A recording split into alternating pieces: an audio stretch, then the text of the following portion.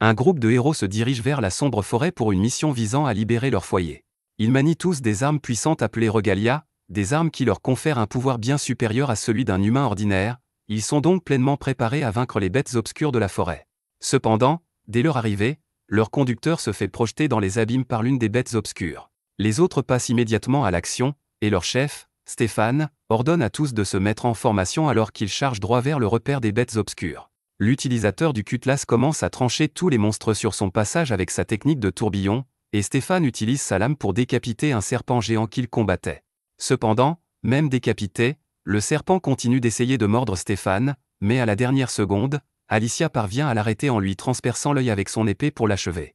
Jusqu'ici, l'équipe s'en sort plutôt bien, et maintenant que tous les monstres faibles de la zone ont été éliminés, l'équipe s'aventure plus profondément dans la grotte pour traquer le seigneur des bêtes du Sud. Ils finissent par arriver au centre de la grotte et se retrouvent face à face avec Clévatès de la Claire de Lune, et vous savez que ça va mal tourner quand le monstre fait une entrée avec une aura qui se forme. Tout le monde peut sentir l'intensité qui émane de la bête, mais Stéphane est confiant que lui et son équipe peuvent surmonter n'importe quoi grâce au pouvoir de l'amitié.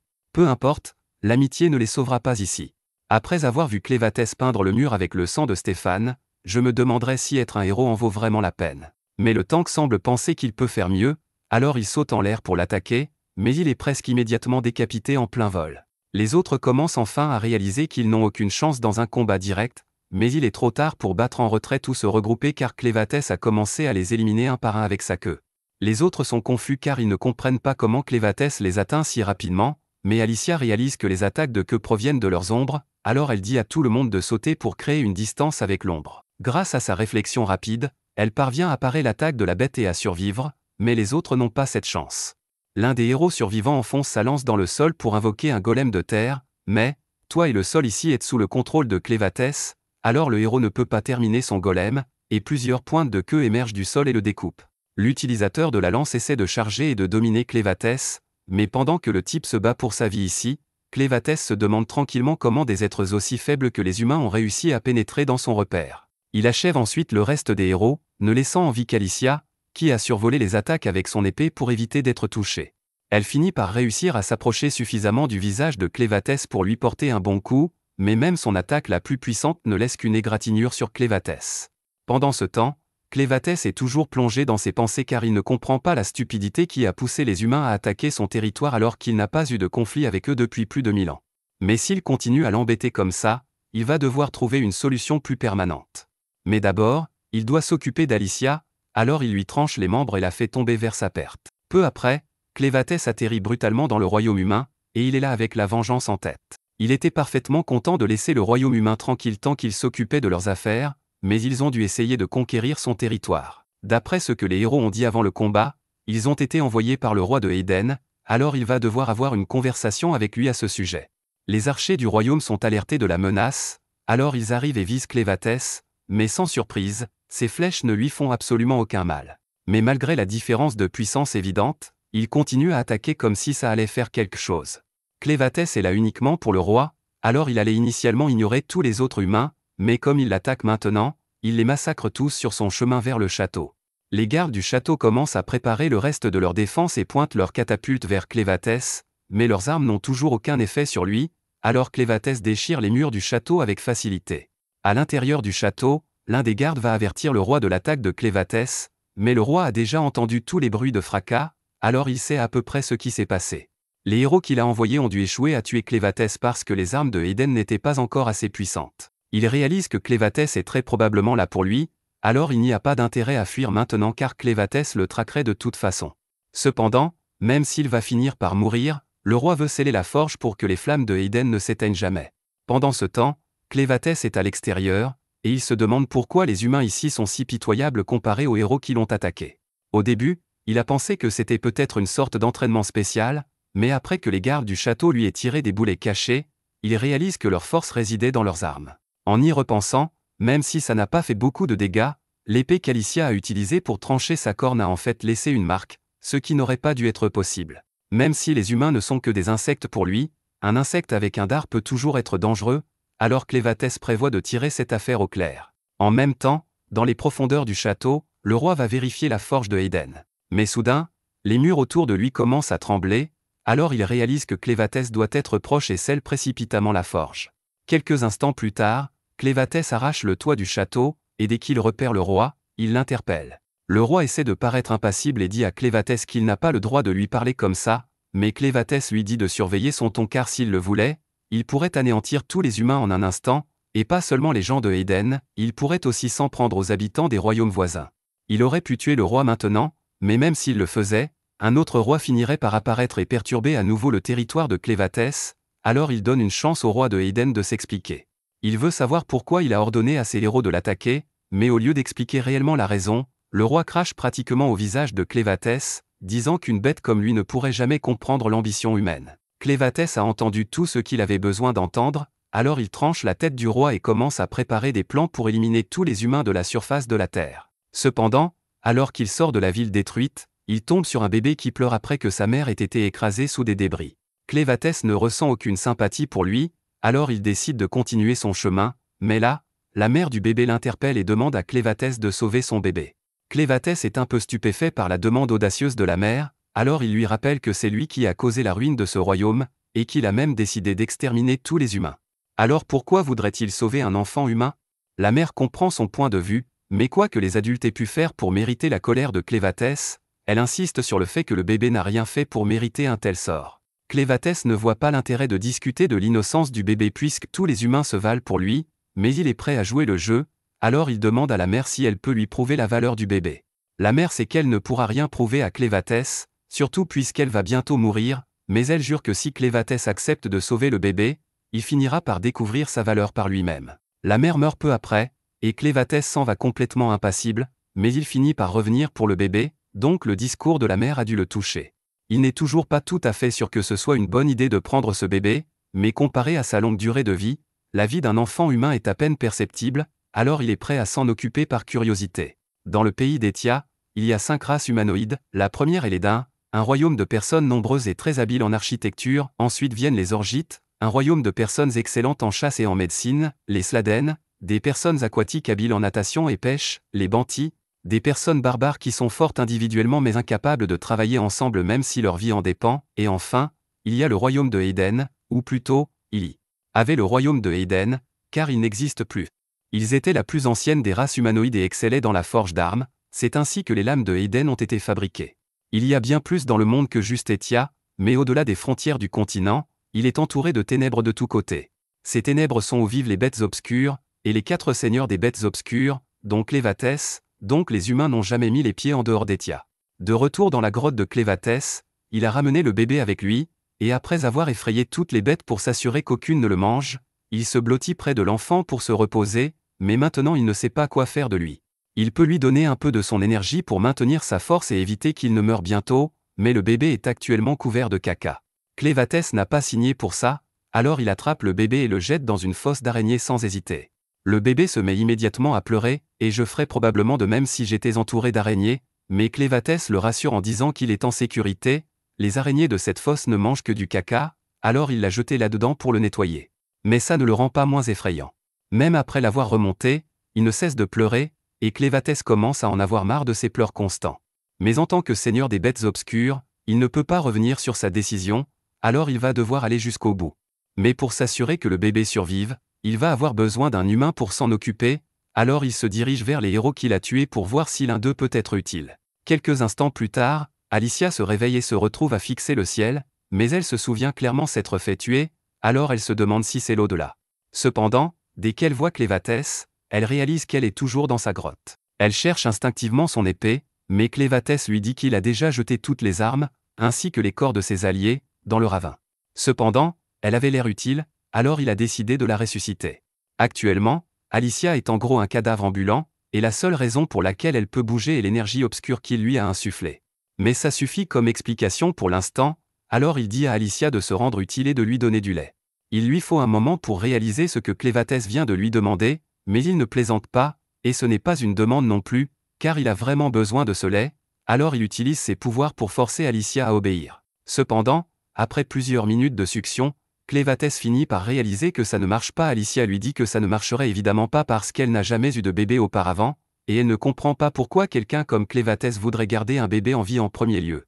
Clévatès n'a pas l'intention de lui expliquer ses raisons, mais comme Alicia ne peut pas fournir de lait, il va devoir la rendre utile d'une autre manière. Le bébé ne mourra pas tant que Clévatès continue de lui donner de l'énergie, mais il sera perpétuellement affamé, alors il demande à Alicia s'il y a un autre moyen d'obtenir du lait.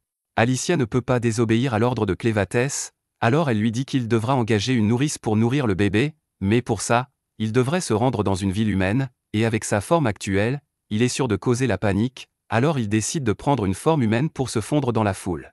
Il n'a pas beaucoup de références, alors il choisit de prendre la forme de la mère du bébé et dit qu'il s'appellera Crène, tandis que le bébé s'appellera Luna. Crène dit à Alicia de montrer le chemin vers le village le plus proche, mais avant ça, ils doivent s'arrêter pour qu'Alicia lave la couverture de Luna. Mais pendant qu'elle la lave, elle remarque que la couverture porte l'emblème royal de Eden. Pendant ce temps, dans ce qui reste de Eden, la nouvelle de ce qui s'est passé s'est répandue, alors un éclaireur a été envoyé pour inspecter les dégâts. Il n'arrive pas à croire qu'une seule bête obscure ait pu causer autant de destruction, mais c'est exactement pour ça qu'il pensait qu'attaquer l'un des seigneurs des bêtes était trop téméraire. Et le timing n'aurait pas pu être pire, car le jour de l'attaque était le jour où la princesse héritière était censée fuir le royaume avec son fils. De retour près de la rivière, Alicia affronte Crène et lui demande s'il savait que Luna était de la famille royale quand il a pris le bébé. Crène n'a aucune idée de ce dont elle parle, alors Alicia souligne que le tissu dans lequel Luna était enveloppée portait l'emblème royal, et seuls les membres de la famille royale peuvent l'utiliser. Maintenant que Crène y pense, la femme dont il a pris Luna était écrasée sous les décombres du château, alors il est logique que Luna soit un membre de la famille royale, mais ça ne change pas vraiment les plans de Crène. Alicia demande ce qu'il veut dire par décombres du château, alors Crène lui dit carrément qu'il a détruit Eden et tué le roi la nuit dernière. Alicia ne peut pas croire que Eden a vraiment été détruit, mais Crène lui rappelle que ce sont eux qui l'ont attaqué en premier. Crène ne pense pas que ce soit grave, mais Alicia dit que c'est très grave parce que si Crène a vraiment anéanti Eden, et que Luna doit être le dernier membre de la famille royale, ça veut dire que des tonnes de gens vont le poursuivre. Crène demande pourquoi, alors Alicia explique que seuls les membres de la famille royale de Eden peuvent utiliser les techniques de forge spéciales utilisées pour fabriquer les armes de Eden. Mais juste après avoir dit ça, elle réalise qu'elle a révélé trop d'informations. Crène n'avait pas beaucoup réfléchi à ce qu'il voulait faire avec Luna jusqu'à présent, mais s'il est vraiment si important, alors Crène ne verrait pas d'inconvénient à en faire le nouveau roi des humains. Comme ça, Crène pourrait tout contrôler dans l'ombre, et écraser les humains une fois pour toutes s'ils dépassent les bornes. Mais pour l'instant, ils doivent encore trouver du lait pour Luna, alors il dit à Alicia de se remettre en marche. Alicia ne sait toujours pas pourquoi Crène est si attachée à Luna, mais elle est certaine que s'il lui arrivait quelque chose, il tuerait probablement tous les humains du continent, alors Alicia doit le protéger à tout prix. Quelques heures plus tard, Alicia se réveille et se retrouve enchaînée à l'arrière d'une calèche. Crène est content de voir qu'elle est enfin réveillée, alors il l'informe calmement qu'ils ont été capturés il y a quelque temps, mais Crène n'a pas vraiment envie de faire quoi que ce soit à ce sujet puisque Luna dort en ce moment. Alicia, quant à elle, est très inquiète, surtout parce qu'elle ne comprend pas comment les soldats ont réussi à maîtriser Crène aussi facilement. Elle lui demande s'il est aussi faible qu'un humain ordinaire dans cette forme, mais Crène lui dit que ce n'est pas le cas. Il a toujours tous ses pouvoirs, mais c'est la première fois qu'il prend une forme humaine, alors il ne savait pas que le crâne humain était si fragile. Quoi qu'il en soit, il dit que maintenant qu'il est conscient de la fragilité de son corps, personne ne pourra plus le prendre par surprise. Alicia est contente de l'entendre, mais si Crène a déjà retrouvé toute sa force, elle demande pourquoi il ne les a pas déjà sortis de là. Crène lui dit qu'en ce moment, il joue le rôle d'un humain ordinaire, et tant qu'il n'aura pas fait de Luna un roi, il ne veut pas révéler sa véritable identité. De plus, une partie de la raison pour laquelle Crène fait tout cela est pour apprendre à connaître la nature humaine, alors il est intéressé de voir le côté plus sinistre de l'humanité. Sur ce point, il ne comprend pas vraiment ce qui se passe ici, alors il demande à Alicia de lui expliquer. Alicia dit à Crène qu'ils ont été attaqués par des bandits, les pires de la société, et d'après ce qu'elle voit, les bandits ont l'intention de vendre tous les survivants à un marchand d'esclaves. Crène demande à quel point ces bandits sont censés être forts, et pour des humains, Alicia dit qu'ils ne sont pas si forts. Ils n'hésiteront pas à recourir à des tours sales, alors ils sont vraiment difficiles à gérer. Alicia assure à Crène que la plupart des humains sont loin d'être aussi méprisables que les bandits, alors il ne devrait pas baser son opinion de l'humanité sur eux. Finalement, ils arrivent à la base des bandits, et tous les captifs sont sommés d'avancer. Un des hommes refuse de se laisser vendre comme esclave, alors il tente de s'enfuir, mais avec ses bras enchaînés et ses jambes alourdies, il n'est pas très rapide. Les bandits le voient essayer de s'échapper, alors l'un d'eux sort un couteau et le plante dans le dos de l'homme, le tuant sur le coup. L'autre bandit annonce alors que quiconque tentera de s'enfuir ou de leur désobéir subira le même sort, et tous les captifs restants sont si terrifiés que personne n'ose se rebeller. Crène trouve toute cette dynamique intrigante, mais avant qu'il et Alicia ne puissent continuer à marcher, un des bandits s'approche et dit à Alicia qu'elle doit le suivre. Glenn les laisse emmener Alicia puisqu'il veut encore voir comment tout cela va se dérouler, et soudain, une femme lui crie dessus parce qu'il ne travaille pas. Comme Glenn est techniquement un esclave maintenant, il décide de jouer le jeu et va la voir puisqu'elle l'a appelé, mais dès qu'elle voit qu'il tient un bébé, elle se met à appeler une femme nommée Neil. Neil est la pauvre esclave obligée de faire tout le travail difficile à la taverne, et elle est un peu maladroite, alors quand Carm l'appelle, elle finit par tomber. Carm crie sur Neil pour avoir laissé tomber tous les draps par terre, et Neil s'excuse, mais à part ça, Carm dit à Neil qu'elle sera chargée de s'occuper du bébé de ce garçon, et dès que Neil voit Luna, ses yeux s'illuminent parce qu'elle aime vraiment les bébés. Pendant ce temps, Alicia est amenée au bureau du vice-capitaine des bandits, Vrocko, mais Vrocko crie sur les deux pour ne pas l'avoir appelé le patron. Les autres bandits pensent qu'il plaisante, mais Vrocko dit qu'il est sérieux, et s'il refuse de le reconnaître comme leur patron, il devra lâcher son animal de compagnie, Betty. Alicia est choquée que Vrocko ait réussi à acquérir un troll monstre de l'Ouest, et elle est encore plus choquée par le fait qu'il l'ait dressé comme un animal fidèle. Passant aux affaires, Vrocko sort le sac de gemmes qu'Alicia portait quand les bandits l'ont capturé. Il sait que ces gemmes ne se trouvent que dans la montagne Luna, mais cet endroit est le territoire de Clévatès, l'un des 4 seigneurs des bêtes obscures, alors il est impossible qu'une personne ordinaire ait pu les acquérir ou même s'approcher de la zone. Il sait aussi que le royaume de Eden a récemment envoyé une escouade de héros pour combattre Clévatès, mais les rapports disent que les héros ont tous échoué. Vrocko sait aussi par hasard qu'un des héros était une femme qui ressemble beaucoup à Alicia. Il mentionne comment Clévatès a détruit le royaume de Eden après l'attaque ratée des héros, et ce fut une vraie tragédie pour tous ceux impliqués, mais pour le groupe de bandits Raven, c'était la meilleure nouvelle qu'ils pouvaient espérer. Vrocko sort alors une lame rouge, et Alicia est stupéfaite parce qu'elle ne peut pas croire que quelqu'un comme lui possède une épée monaïtrate. Vrocko se vante de comment les épées faites de ce métal donnent à l'utilisateur une force incroyable, mais il n'a jamais vraiment ressenti cette montée de pouvoir parce que celle qu'il a en main maintenant est une fausse, puisque seuls les membres de la famille royale peuvent fabriquer de vraies épées magiques. Il dit à Alicia que leur groupe de bandits vend 2 choses, des esclaves et de fausses épées magiques, puisque la plupart des gens sont trop stupides pour faire la différence. Les rumeurs disent que tous les membres de la famille royale sont morts aux mains de Clévatès, et si cela s'avère vrai, alors le prix des épées magiques va monter en flèche en un rien de temps. Il assure que les 13 regalias, fabriqués à la main par le roi avant sa mort, se vendraient à un prix élevé, mais tout ont apparemment été perdus dans la bataille contre Clévatès. Cependant, avec Alicia sous son commandement, Vrocko pense qu'il peut trouver les regalias et les vendre pour faire un énorme profit, alors il dit aux deux de la faire les guider vers les regalias dès le matin, et après ça, ils pourront faire ce qu'ils veulent avec elles. Pendant ce temps, Glenn joue diligemment le rôle d'un serviteur à la taverne. Neil est occupé à nourrir Luna, alors il n'a aucune raison de causer des problèmes, mais quelques instants plus tard, un bandit arrive et crie à Neil de lui apporter plus de bière. Neil pose Luna et va chercher la bière, mais même si elle fait ce qu'il lui demande, le bandit lui donne quand même un coup de pied dans le dos. Après ça, un autre bandit crie à Glenn de lui apporter de la viande, alors Glenn obéit et sert le bandit sans se plaindre. Les bandits sont surpris que Glenn n'essaie pas du tout de leur désobéir, et ils pensent qu'il fera un excellent esclave, mais Carm trouve toujours qu'il y a quelque chose de bizarre chez lui. D'après la corne sur sa tête, elle a supposé que Glenn doit avoir du sang au brite, mais sa peau est bien trop pâle pour ça, et ses yeux semblent bien trop froids pour un garçon ordinaire. Au même moment, Neil s'occupe de ses affaires et porte la bière quand, soudain, un des bandits tend intentionnellement son pied pour la faire trébucher.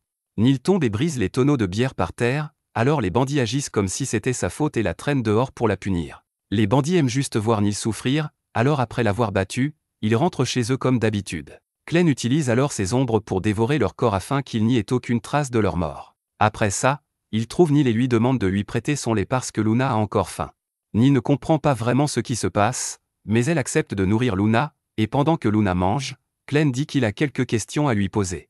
Il veut savoir qui elle est et pourquoi elle est avec les bandits, alors Neil commence à raconter son histoire. Elle est née dans le camp des pirates, et bien qu'elle n'ait jamais su qui était son père, elle se souvient clairement de sa mère. Les choses n'ont jamais été faciles pour elle, et d'après ce dont Neil se souvient, sa mère était constamment maltraitée par les bandits, mais peu importe à quel point c'était dur, elle a toujours enduré pour Neil. Cependant, vers les 12 ans de Neil, sa mère a soudainement disparu. Neil ne sait pas si elle est morte ou si elle a réussi à s'échapper, mais une fois sa mère partie, les bandits ont tourné leur attention vers Neil et ont commencé à la blesser pour s'amuser. En conséquence, Neil a perdu la plupart de ses dents, et elle n'entend plus que d'une oreille maintenant. Les choses se sont un peu améliorées pour elle quand Carm l'a prise sous son aile, et depuis, les bandits ont arrêté de cibler Neil pour leur jeu malsain. De plus, maintenant elle a un vrai travail à faire, elle produit beaucoup de lait pour remplir le ventre des bébés affamés. Glenn trouve l'histoire de Neil intrigante, mais d'après ce qu'Alicia lui a dit, il faut avoir un enfant avant de pouvoir produire du lait, alors il demande à Neil où est son enfant. L'expression de Neil devient sombre alors qu'elle explique qu'elle n'en a pas parce que c'était un mort-né. Quand Carm lui a annoncé la nouvelle, Neil est tombée dans une profonde dépression, et elle souhaitait vraiment mourir à ce moment-là, mais quand elle a ouvert les yeux le lendemain matin, elle a trouvé un bébé inconnu en train de téter son lait. Elle savait que le bébé mourrait de faim si on le laissait seul, alors elle l'a laissé boire autant qu'il voulait, et après ça, d'autres bébés lui ont été confiés pour les nourrir, c'est comme ça qu'elle est devenue la nourrice résidente. C'est pourquoi, même si sa vie n'a pas été géniale, elle veut faire de son mieux pour que les bébés qui ont besoin de son lait soient heureux. Glenn en a assez entendu, alors il remercie Neil de lui avoir raconté son histoire et lui demande de venir avec lui. Il veut l'engager comme nourrice de Luna, et bien qu'il ne fasse généralement pas confiance aux humains, il peut dire que Neil est une bonne personne. Neil dit qu'elle est heureuse de recevoir une telle offre, mais elle ne pense pas que Glenn puisse vraiment sortir d'ici puisqu'il est un esclave comme elle, alors elle décline poliment son offre. Pendant ce temps, quelques bandits emmènent Alicia le long d'un pont de cordes, et dès qu'elle réalise qu'elle est conduite vers un puits de mine inondé, elle a un très mauvais pressentiment. Au fond de la mine, elle voit un homme s'approcher du bord de la jetée avec un crochet dans les mains. Les bandits rient tous parce qu'ils savent ce qui va se passer, mais même s'il est clair qu'on lui tend un piège, l'homme prévoit toujours de le faire parce que les bandits ont promis de le laisser, lui et sa femme, partir s'il récupère le trésor au fond du lac. L'homme plonge et commence à nager vers le fond du lac, mais Alicia lui crie de sortir de là immédiatement parce que, selon les légendes, le puits est plein de monstres. Quelques instants plus tard, ces monstres sortent de l'eau avec l'homme dans leur mâchoire et commencent à le dévorer devant sa femme dévastée. Alicia est écœurée par ce qu'elle vient de voir, mais les bandits ont l'air d'avoir vraiment apprécié regarder cet homme se faire déchirer. Les monstres dans l'eau s'appellent les Arvinces, et ils sont apparus pendant la grande inondation il y a 300 ans, et maintenant ils sont confinés dans l'eau de ces mines. Même le héros Cordwar, le plus fort héros de sa génération, n'a pas pu les vaincre, et c'était quand il y avait encore de la terre ferme pour se battre, mais maintenant que la mine est complètement inondée, il est pratiquement impossible de vaincre les Arvinces.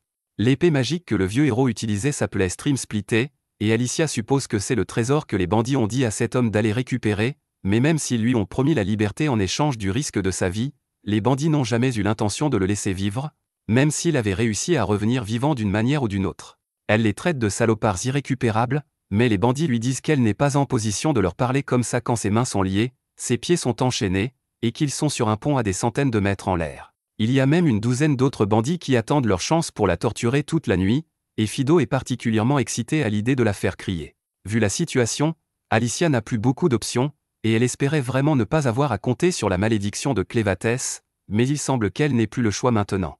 Elle se disloque immédiatement l'épaule et fait tourner ses bras au-dessus de sa tête pour écraser la tête de Fido entre les menottes et le faire couper la corde du pont avec sa lame. Cela les fait tomber tous les deux dans la mine rocheuse en dessous, et un craquement inquiétant se fait entendre quand le corps d'Alicia heurte le sol, la tuant sur le coup. Les bandits regardent en bas, et quand ils voient le corps sans vie d'Alicia, ils commencent à paniquer parce qu'ils étaient censés la faire les conduire aux 13 regalias qui avaient été perdus. Pendant ce temps, au fond de la grotte, Alicia reprend connaissance grâce à la malédiction d'immortalité que Clévatès lui a infligée. Grâce à la malédiction, elle ne peut pas mourir, mais la malédiction ne lui accorde pas de régénération, donc elle est actuellement paralysée du cou vers le bas, et elle ne sait pas quoi faire. Tous les os de son corps sont brisés, et elle a déjà perdu énormément de sang, donc il n'y a aucun moyen qu'elle puisse sortir d'ici par ses propres moyens. Mais ce sera mauvais si les bandits descendent ici et découvrent qu'elle est toujours en vie, alors elle commence à se débattre dans une tentative de bouger, jusqu'à ce que le sang de son corps s'élève dans les airs, et que Clévatès apparaisse devant elle. Alicia est surprise de voir Clévatès sous une forme si minuscule, mais il dit qu'il est seulement comme ça parce qu'il se manifeste à partir de la magie du sang dans le corps d'Alicia. Ce sang magique est ce qui maintient son corps immortel en vie, donc si elle perd tout son sang, alors elle mourra pour de vrai. Cependant, tant qu'elle reste utile, Clévatès promet de remplacer tout le sang dans son système, et une fois qu'il aura fait ça, elle devrait pouvoir récupérer des dommages qu'elle a subis. Alicia est contente d'entendre ça, mais elle remarque que Clévatès n'a pas encore commencé à la soigner, alors elle lui demande ce qu'il attend. Clévatès dit qu'il la soignera éventuellement, mais avant ça, il a une question qu'il veut lui poser. Il a récemment trouvé la candidate parfaite pour être la nourrice de Luna, et même en tant que démon, Clévatès pouvait voir que Neil était maltraité ici, alors il lui a offert une chance de s'échapper et de vivre une meilleure vie en tant que nourrice de Luna. Mais à sa grande surprise, Neil a refusé directement. Clévatès demande à Alicia si elle a une idée de pourquoi Neil refuserait une telle opportunité, et d'après ce qu'Alicia peut en déduire, elle pense que c'est parce que Neil voit Clévatès comme un esclave incapable de tenir sa promesse. Les groupes de bandits comme celui-ci ne permettent pas simplement aux gens de partir, et quiconque parvient à s'échapper finit inévitablement par être traqué par les bandits. Après être né et avoir grandi dans cet environnement, Neil croit probablement qu'il n'y a aucun moyen qu'elle puisse être libre. Clévatès lui demande s'il y a un moyen de résoudre le problème, et Alicia pense que la méthode la plus directe serait de tuer tous les bandits dans le camp. De cette façon, il n'y aurait personne pour poursuivre Neil si elle s'échappe, donc elle serait beaucoup plus disposée à accepter l'offre de Clévatès. Alicia dit que ce devrait être facile pour Clévatès de massacrer tous les bandits ici tout seul avec tout le pouvoir qu'il a, mais Clévatès dit qu'il ne veut pas faire ça. Il ne peut pas risquer que quelqu'un découvre qu'il a quitté la montagne parce que les gens pourraient essayer d'en profiter et lancer une attaque sur les terres de Clévatès pendant son absence. À la place, il dit qu'il veut qu'Alicia le fasse puisque ce serait normal pour une héroïne comme elle de tuer un groupe de bandits pendant son voyage. Alicia essaie de protester, mais Clévatès la coupe et dit qu'elle devrait juste le faire, juste avant de la remplir de sang pour régénérer son corps. Les bandits finissent par descendre au fond de la mine pour chercher le corps d'Alicia, mais quand ils la retrouvent finalement, ils sont horrifiés en voyant son corps se tordre et se plier de manière inhumaine. Chaque fois qu'un os se remet en place ou que les tissus se reconnectent, Alicia subit une douleur atroce, mais quand c'est enfin terminé, elle est de nouveau en parfaite santé. Les bandits n'ont aucune idée de comment elle a pu survivre à une telle chute, mais ils s'en moquent parce que tant qu'Alicia est encore en vie, ils peuvent la forcer à les conduire aux 13 Regalia. Ils savent qu'elle est une héroïne, donc ils doivent être prudents, mais ils supposent que ça devrait aller tant qu'ils l'attaquent en groupe. Cependant, un type décide de foncer en avant et de l'affronter seul, donc il frappe Alicia à l'épaule, mais après la douleur qu'elle vient de subir, ce n'est rien. Alicia attrape alors son bras et lui donne un coup de poing directement au visage avant de prendre son épée et son bandeau. Elle n'aime toujours pas le fait qu'on la force à se battre, mais ces bandits sont irrécupérables, donc elle doit les éliminer. Maintenant qu'Alicia s'occupe des bandits, tout ce que Clévatès a à faire est de trouver Neil et de la convaincre qu'elle peut vraiment s'échapper d'ici.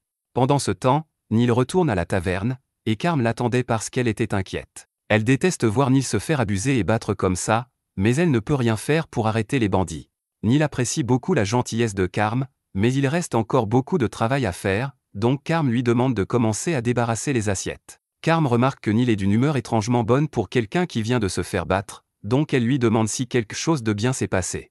Neil ne dirait pas exactement que c'est quelque chose de bien, mais elle admet que ça l'a rendue heureuse. Elle demande à Carm si elle sait à quoi ressemble l'extérieur, et Carm est un peu surprise parce que Neil n'a jamais posé une question comme ça avant. Carm lui demande pourquoi elle veut savoir, donc Neil explique qu'elle est née dans le camp, donc elle n'a jamais pu expérimenter ce que c'est que l'extérieur. Mais Carm, d'un autre côté, a été amenée ici, donc elle en connaît probablement un rayon. Carm admet qu'elle connaît le monde extérieur, mais elle n'a pas beaucoup de bons souvenirs parce que, comme la plupart des autres femmes qui ont été amenées ici, soit leurs maisons ont été détruites, soit elles n'ont jamais eu de maison pour commencer, donc ce n'est pas quelque chose dont elle parle souvent.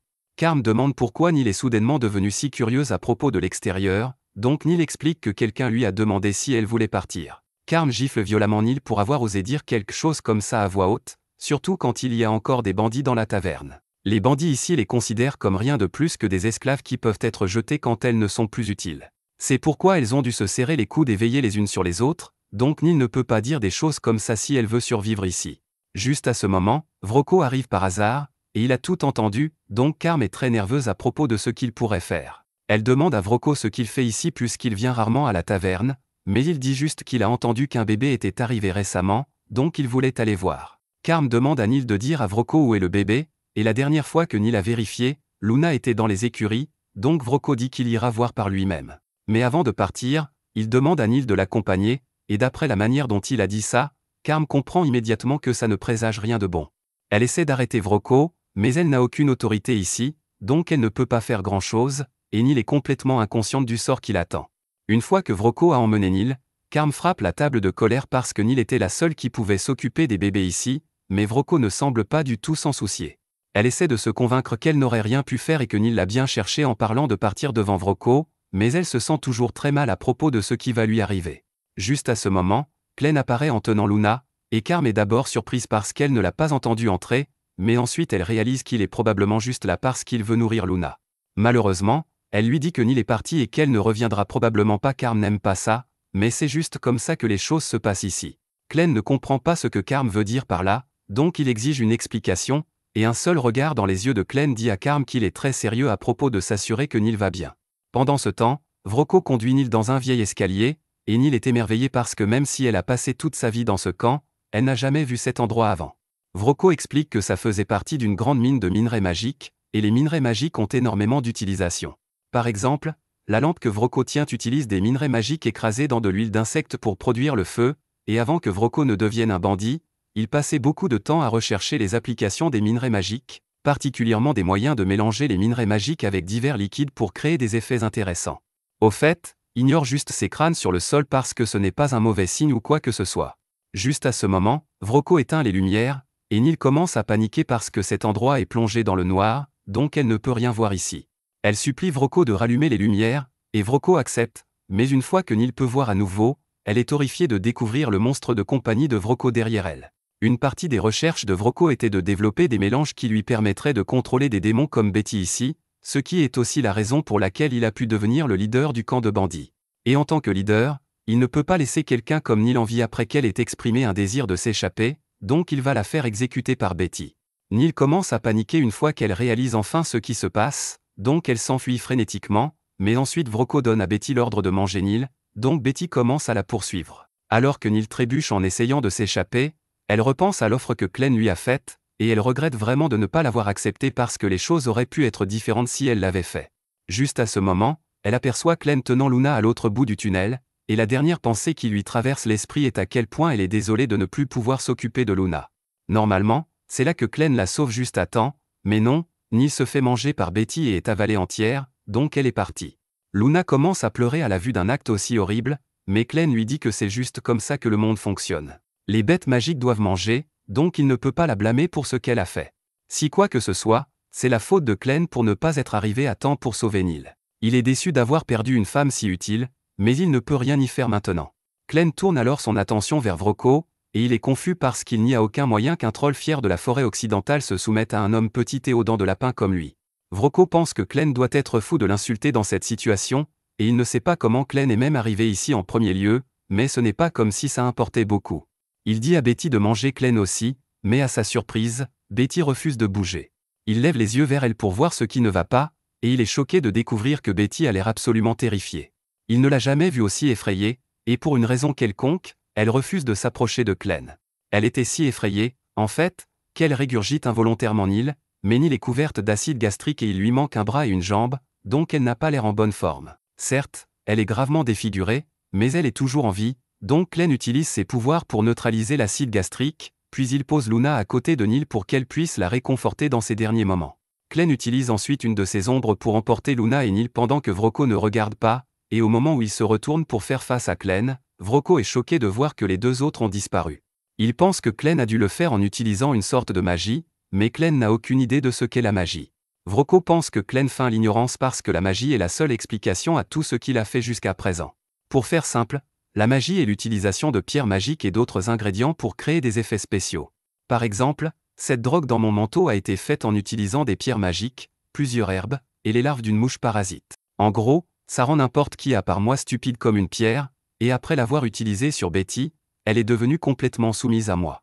Vroko verse la drogue dans son feu pour créer une vapeur, et dès que Betty l'inspire, elle perd tout sens de la raison et attaque Clem dans une rage aveugle. Le corps de Clem est projeté comme une poupée de chiffon parce qu'il ne peut pas utiliser beaucoup de son pouvoir sous forme humaine, mais pendant qu'il vole dans les airs, tout ce à quoi il peut penser est à quel point il est furieux qu'Alicia ne lui ait rien dit à propos de la magie. Pendant ce temps, Alicia est toujours occupée à abattre les bandits, et elle en a déjà éliminé 8, mais il en reste encore beaucoup, et l'épée bon marché qu'elle a volée au premier type est déjà cassée.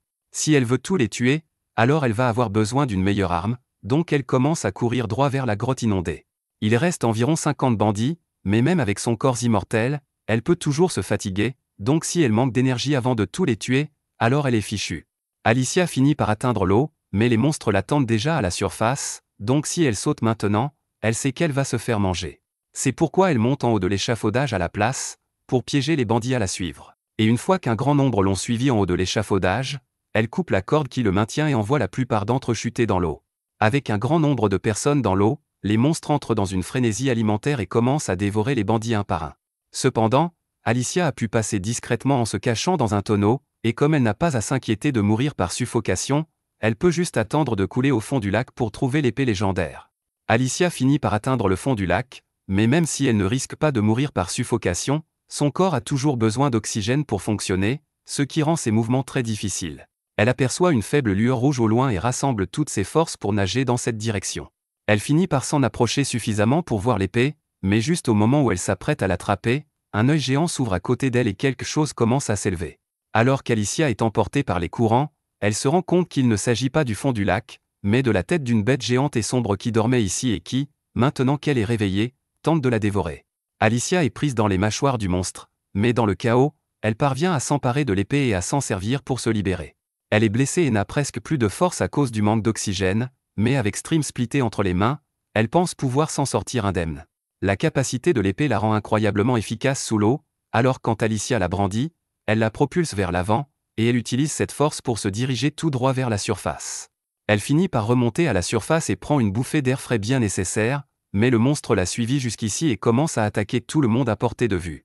Alicia parvient à s'échapper pour l'instant, mais elle sait qu'elle ne peut pas vaincre seule une ancienne bête sombre comme celle-ci, et elle se demande ce qu'elle doit faire. Cependant, elle réalise alors quelque chose, il s'agit d'un camp de bandits, et elle se moque bien des bandits, elle peut donc partir, car ce n'est pas vraiment son problème. Alors qu'Alicia s'apprête à partir, quelques bandits survivants la supplient d'attendre car ils ont besoin d'aide, mais Alicia n'arrive honnêtement pas à croire qu'ils pensent qu'elle va les sauver après ce qu'ils ont fait. Elle danserait probablement sur leur tombe si elle en avait l'occasion, mais une fois que le monstre en aura fini avec eux, il ne restera plus rien à enterrer.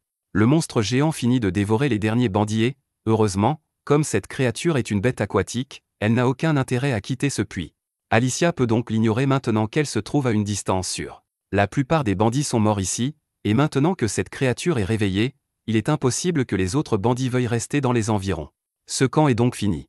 À ce moment-là, Alicia entend la voix de Clem dans sa tête, et bien qu'il ne puisse pas voir ce qu'elle a fait, il sent qu'elle a accompli sa mission, alors il la félicite pour son excellent travail. Cependant, il a un petit problème à régler pour le moment, alors il a besoin qu'Alicia vienne l'aider. Alicia est choquée d'apprendre que Clem, la bête toute puissante, est en difficulté, mais Clem dit que les circonstances sont hors de son contrôle. C'est en partie parce qu'il est sous sa forme humaine, mais il semble avoir été affecté par quelque chose appelé magie, et il est en colère contre Alicia pour ne pas l'avoir prévenu plus tôt, alors il lui ordonne de venir ici dès que possible. Pendant ce temps, Vrocco court pour sauver sa vie, car après avoir utilisé sa brume magique pour pousser Betty à attaquer Clem, ce dernier a fait apparaître une sorte de pointe dans l'ombre et a tué Betty d'un seul coup.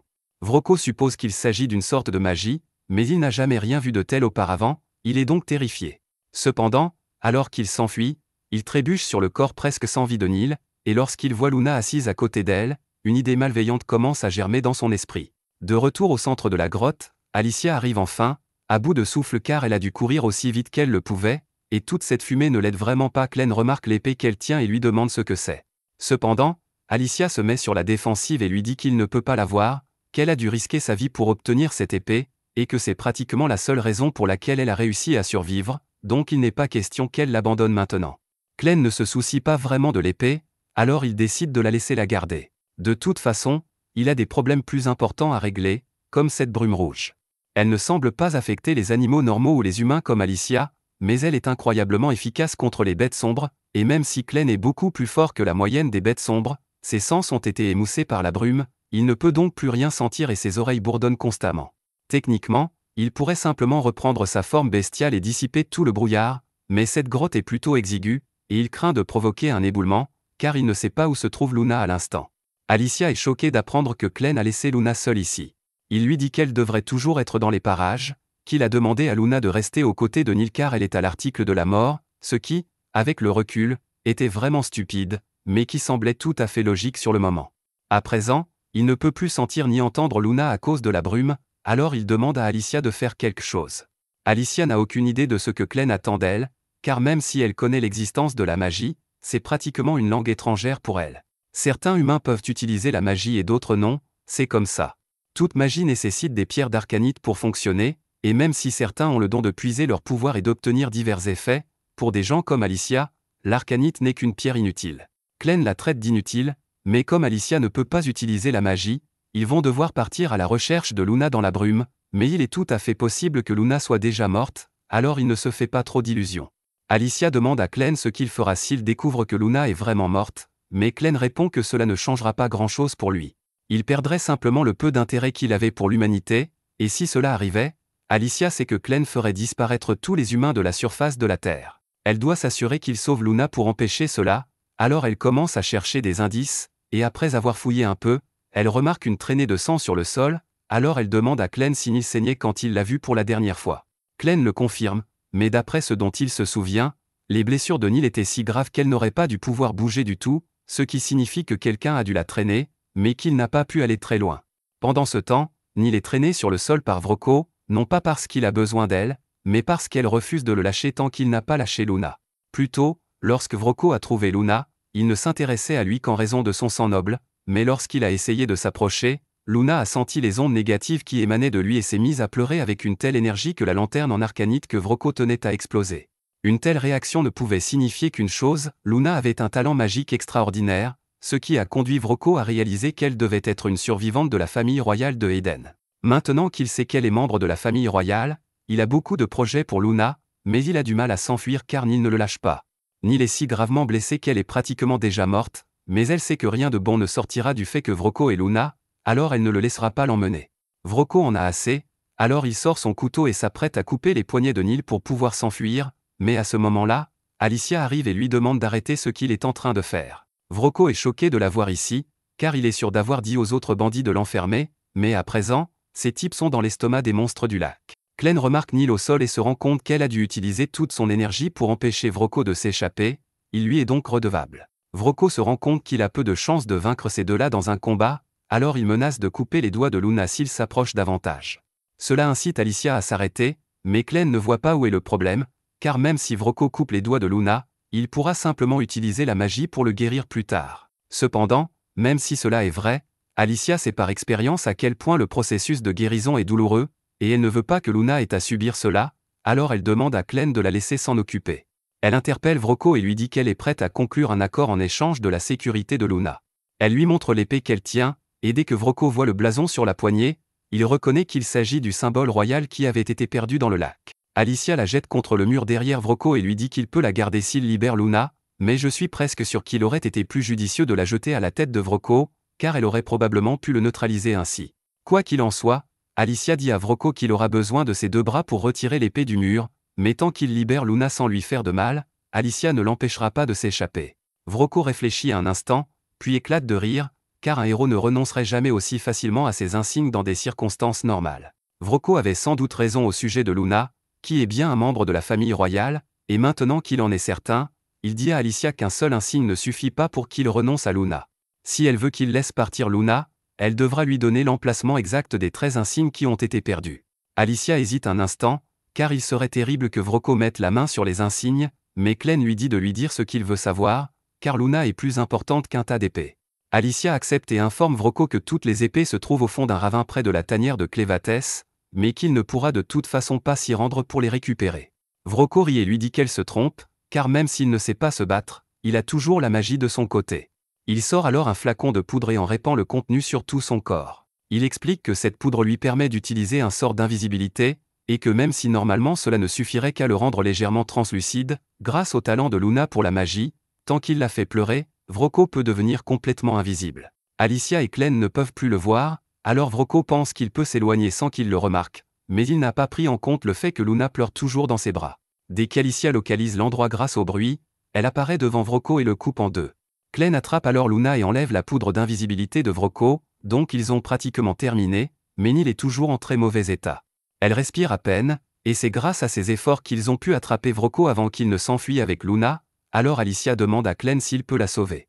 Clem n'est honnêtement pas sûr que cela en vaille la peine, car il devrait utiliser son ichor noir pour la guérir, mais il l'utilise déjà pour maintenir Alicia en vie. De plus, Neil a perdu une grande partie de son corps, il devrait donc reconstruire une grande partie de ses tissus et de ses os à partir de zéro. Cela va demander beaucoup de travail, mais Neil a utilisé tout ce qu'elle avait pour protéger Luna jusqu'à la fin, alors Alicia supplie Clem de la sauver. Clem finit par accepter, mais il prévient Alicia qu'il va devoir la tuer brièvement afin de pouvoir utiliser l'ichor noir pour guérir Neil. Alicia dit qu'elle est d'accord, mais mourir fait quand même très mal. Quelques heures plus tard, Clem a enfin fini de reconstruire le corps de Neil, et il a fait un travail incroyable, car elle n'est plus laide. Il a même réparé tous les dommages qu'elle a subis aux mains des bandits, et Neil est confuse, mais elle remercie Clem, car il lui a manifestement sauvé la vie. Cependant, Clem lui dit que si elle doit remercier quelqu'un, c'est Alicia, car c'est elle qui l'a convaincue de reconstruire le corps de Neil pour elle. Maintenant que Neil est de nouveau en vie, Clem lui fait la même proposition qu'auparavant, venir avec lui et devenir la nourrice de Luna. Cette fois-ci, Neil accepte avec joie. Le lendemain matin, Clem confisque l'épée d'Alicia, ce qui la dévaste, mais il lui explique que le fait de la porter attirerait trop l'attention sur eux, et qu'il va donc la garder dans son ombre jusqu'à ce qu'ils en aient besoin. Pendant ce temps, Neil a fini de préparer les affaires des bandits pour qu'ils puissent poursuivre leur voyage, et elle a même trouvé de jolis vêtements pour Luna. Alicia lui demande si elle porte déjà tout ce bagage toute seule, car cela semble très lourd, mais Neil répond que cela lui semble léger. En y réfléchissant, Alicia se souvient que Neil a perdu une grande partie de son corps lorsqu'elle a failli mourir hier, et que Glenn a donc dû remplacer ces parties par quelque chose qui l'a rendue plus forte, mais elle n'a aucune idée de ce qu'il a fait exactement. Neil s'approche d'Alicia et lui propose de porter son épée pour elle, car elle veut se rendre utile, mais Alicia lui répond qu'elle n'a plus son épée. Neil lui dit alors que si elle en a besoin, elle se souvient avoir entendu dire que Vrocko gardait plusieurs épées sympas dans son bureau. Alicia est ravie d'entendre cela et supplie Glenn de lui laisser au moins une épée ordinaire. Glenn sait qu'Alicia est pratiquement inutile au combat sans épée, alors il lui dit qu'elle peut aller en chercher une. Elle se précipite pour fouiller dans le bureau de Vrocko.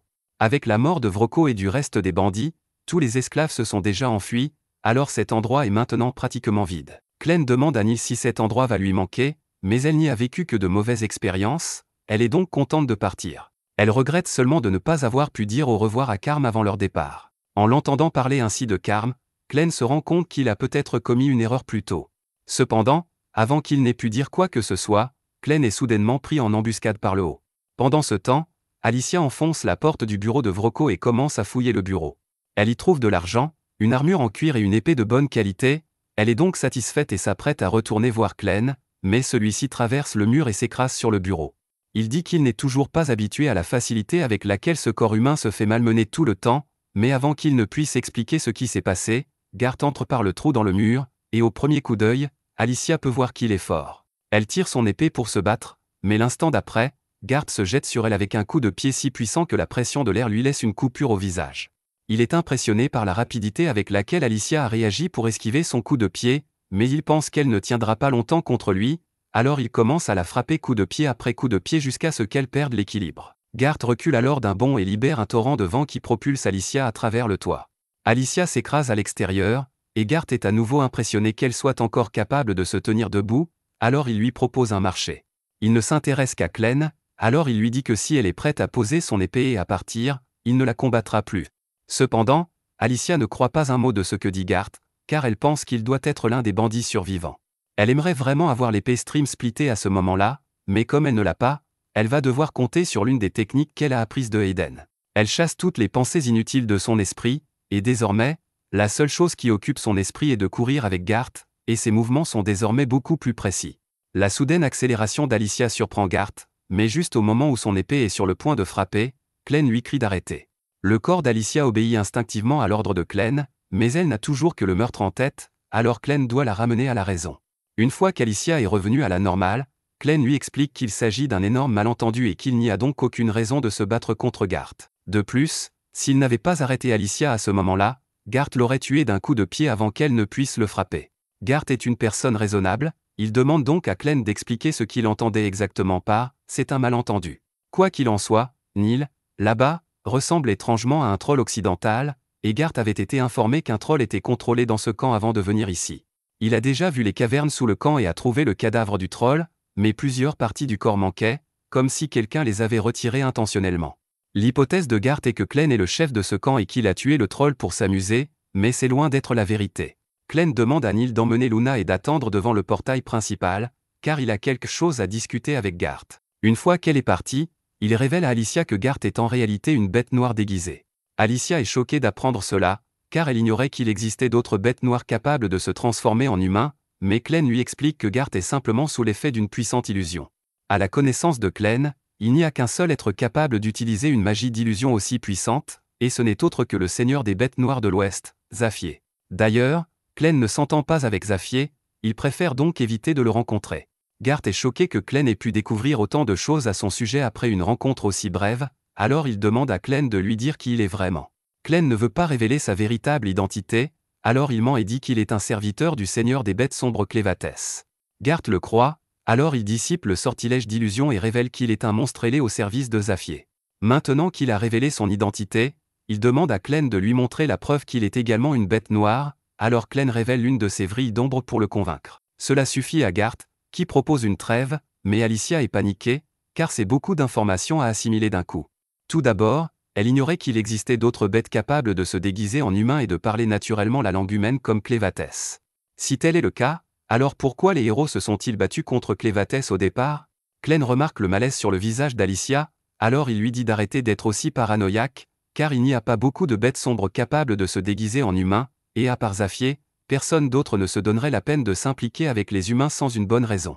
Cela dit, Garth veut savoir pourquoi Clène s'associe volontairement à une femme humaine. Clène explique qu'Alicia est une humaine qui a été transformée en servante, et qu'elle est désormais obligée d'obéir à ses ordres quoi qu'il arrive. Il la garde à ses côtés pour qu'elle lui serve de guide pendant qu'il apprend à connaître le monde des humains. C'est la même chose avec Neil et Luna, mais il n'a pas l'intention d'en dire plus à Garth. Garth comprend, il ne posera donc plus de questions, mais il tient à préciser que si Clène interfère avec sa mission, il devra le tuer, et Clène lui répond qu'il est libre d'essayer, mais que le tuer ne sera pas facile. Quoi qu'il en soit, comme Clène a répondu à l'une des questions de Garth, celui-ci dit qu'il a maintenant quelque chose à lui demander. Plus tôt, Garth a mentionné que Zaffier envisageait d'exterminer toute l'humanité, mais il trouve cela étrange car, d'après ses souvenirs, Zaffier a toujours aimé observer les humains. Les Orgites de l'Ouest le vénèrent même comme un dieu, alors pourquoi voudrait-il soudainement exterminer tous les humains? Garth accepte d'expliquer ce qui s'est passé et leur raconte qu'il y a 3 jours, il a remarqué que quelques-unes des bêtes sombres de l'Ouest avaient perdu leurs petits. En soi, cela n'aurait rien d'étrange, mais il a également trouvé une fiole à proximité, ce qui l'a amené à penser que les humains devaient être impliqués d'une manière ou d'une autre. Il se rendit chez Zaffier et l'informa de l'incident ainsi que de 9 autres incidents similaires qu'il avait découverts. Zaffier admit que les humains devaient être derrière tout cela, mais elle était un peu surprise qu'il fasse une chose pareille alors qu'elle les avait si bien traités. Elle demanda à Garth d'aller enquêter et, s'il s'avérait que les humains kidnappaient les enfants des bêtes noires de la forêt, elle les exterminerait tous. Clène réfléchit un instant et se rend compte qu'il pourrait y avoir un lien entre les enlèvements des bêtes noires et les bandits. La nuit dernière, alors qu'il interrogeait Carm, elle lui a dit que tous les enfants nés dans ce camp finissaient par être vendus à un groupe d'hommes mystérieux en raison de leur talent, et que c'était ce que Vrocko avait prévu de faire à Luna également. Clène suppose que les enlèvements de bêtes noires et la vente d'enfants humains doivent être liés d'une manière ou d'une autre et dit qu'il a été question d'un certain talent. Il pense que la magie doit jouer un rôle dans tout cela. Lorsqu'Alicia entend Clène mentionner la magie, son expression s'assombrit, alors il lui demande si elle en sait quelque chose. Elle lui répond que la magie n'est toujours pas son domaine d'expertise, mais que kidnapper des enfants pour leur talent magique semble être le genre de choses que feraient les sorciers. Les sorciers sont des personnes qui ont changé la façon dont les guerres sont menées dans le royaume humain au cours des dernières années. À l'heure actuelle, l'issue des batailles dépend presque entièrement des compétences des sorciers de chaque camp, car un seul sorcier est capable d'éliminer des dizaines, voire des centaines d'hommes d'un seul sort. Certes, les sorciers sont également vulnérables aux attaques d'autres sorciers, ils ne sont donc pas invincibles, mais ils restent une force redoutable. Le premier à avoir introduit les sorciers dans la guerre est le général Drell, également connu sous le nom de tueur de dragons. C'est lui qui a tué le père d'Alicia lorsqu'elle était petite, et elle lui en veut depuis des années. C'est une histoire intéressante, mais Clène ne comprend pas pourquoi Alicia a perdu son temps à le poursuivre au lieu de s'en prendre à l'homme qui a tué son père, car Clévatès n'a jamais rien fait aux humains avant qu'ils ne l'attaquent. Mais Alicia répond que c'était la dernière volonté de son père, et qu'elle a donc dû mettre ses sentiments de côté et mener à bien sa mission pour avancer à travers le territoire de Clévatès. Pendant ce temps, ailleurs dans le royaume humain, l'armée du général Drell se dirige vers le sud, et il dispose de 50 000 hommes, car il prévoit de s'emparer des ruines de Hayden et de les revendiquer pour lui-même. Ce qui reste de l'armée de Hayden tente de l'arrêter, mais elle ne dispose que de 6 000 hommes au maximum et pratiquement aucun sorcier, il lui est donc impossible de le repousser.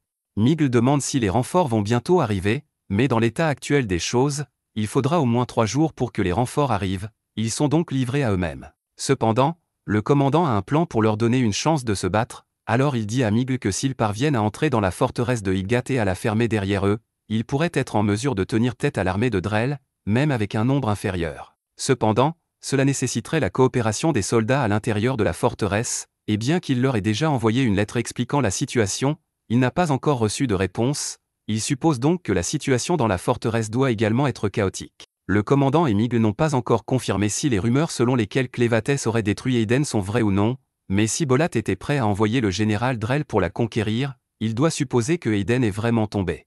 S'il devait émettre une hypothèse, il dirait que Drell est à la recherche de la forge de Hayden, car sans elle, il serait impossible de fabriquer des armes magiques. Miguel reconnaît qu'il serait grave que les Bolat mettent la main dessus et fabriquent des armes magiques pour eux-mêmes, mais le problème est bien plus grave que cela.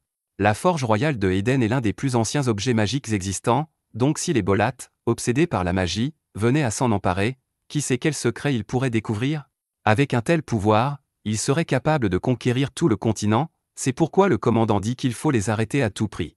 Au même moment, le général Drell rencontre Ménard, le sorcier le plus puissant de ses forces, qui lui annonce qu'il vient de confirmer que Eden a bien été détruite par Clévatès et que tous les membres de la famille royale ont été retrouvés morts, à l'exception du prince héritier âgé de 6 mois.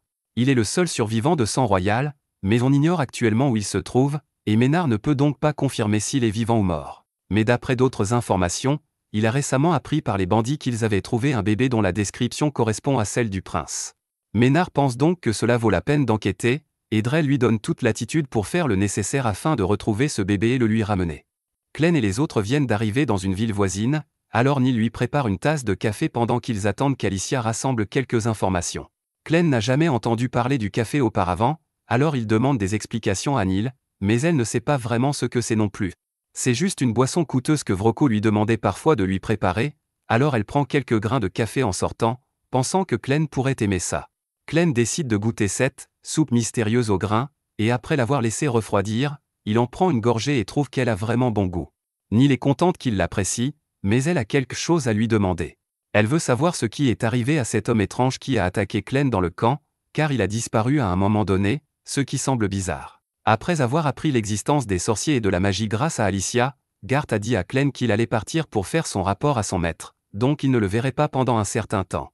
Mais il assure à Neil que même s'il le croise à nouveau, il ne les attaquera pas car il ne se méfie plus d'eux. À ce moment-là, Alicia arrive en courant sur la colline et apporte une mauvaise nouvelle, elle vient d'apprendre au village que la situation à Eden est actuellement catastrophique. Le pays voisin, Bolat, a franchi la frontière et envahi le territoire, et Eden riposte, mais avec le roi mort et la capitale détruite, il n'y a aucun moyen de gagner. Le pays d'Eslin a apparemment tenté d'arrêter l'avancée de Bolat, mais cela n'a finalement pas suffi à les ralentir. Clem demande pourquoi la nation d'Eslin voudrait aider à défendre Eden alors qu'elle n'est pas impliquée dans le conflit. Alicia explique alors qu'Eslin est en guerre avec Bolat depuis des siècles. Mais à l'heure actuelle, ils sont plus faibles que Bolat et ne veulent pas les laisser mettre la main sur la forge de Eden, car cela les rendrait invincibles. Bien sûr, même s'ils mettaient la main sur la forge, ils ne pourraient pas l'utiliser correctement sans quelqu'un de sang royal. Le principal problème ici est que Eden est largement surpassé depuis que Clem a tué son roi, et qu'il n'a plus aucun sorcier à utiliser au combat. À ce rythme, Eden ne tardera pas à être complètement rayé de la carte. Cela semble vraiment grave, mais Clem ne voit pas pourquoi il devrait s'en soucier, car tout ce qu'il veut, c'est faire de Luna le roi. Que Bolat prenne le contrôle de Eden ou non, cela lui est égal. Alicia dit à Clem que cela a de l'importance, car si Eden devient un territoire de Bolat, Luna ne pourra jamais devenir roi.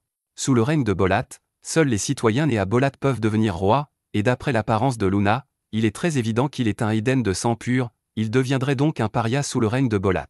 De plus, les Edens de sang pur sont extrêmement rares et très recherchés, car leur sang détient la clé pour affiner efficacement la vision d'Arcana.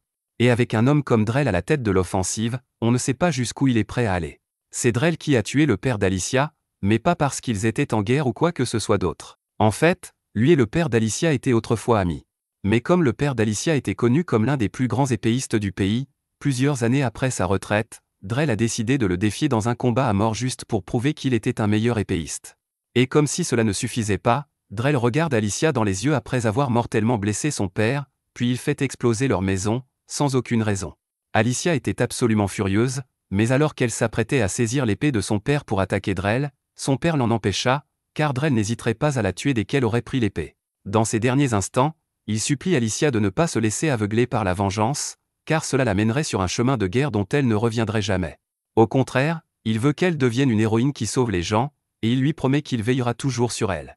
Ayant fait l'expérience de la cruauté de Drell, Alicia dit à Clem que la seule façon d'assurer l'avenir de Luna est d'arrêter Bolat et de les chasser de Eden. Clem comprend qu'Alicia a raison, mais il est tout de même un peu agacé par le fait qu'il va devoir protéger un endroit qu'il avait auparavant décidé de détruire. Alicia est ravie que Clem soit prêt à l'aider, alors elle dit qu'elle va se préparer à partir immédiatement, mais Clem lui dit qu'il veut qu'elle reste ici. S'il doit intervenir directement, il ne peut pas laisser les gens savoir qu'il ne le fait que parce qu'Alicia le lui a demandé, il aura donc besoin d'une raison pour affronter Drell. Et le fait que Drell ait kidnappé des enfants d'Arcbeast pour les utiliser dans son armée de sorciers est une très bonne raison. Cela donnera également à Clem une excuse pour voir à quel point ces sorciers sont vraiment puissants, il est donc un peu excité.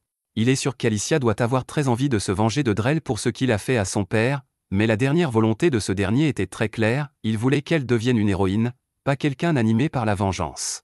Alicia se souvient de la promesse qu'elle a faite, mais après tout ce qui s'est passé, Elle peut difficilement se considérer comme une héroïne. Elle n'est qu'un cadavre ambulant contraint de servir Clem.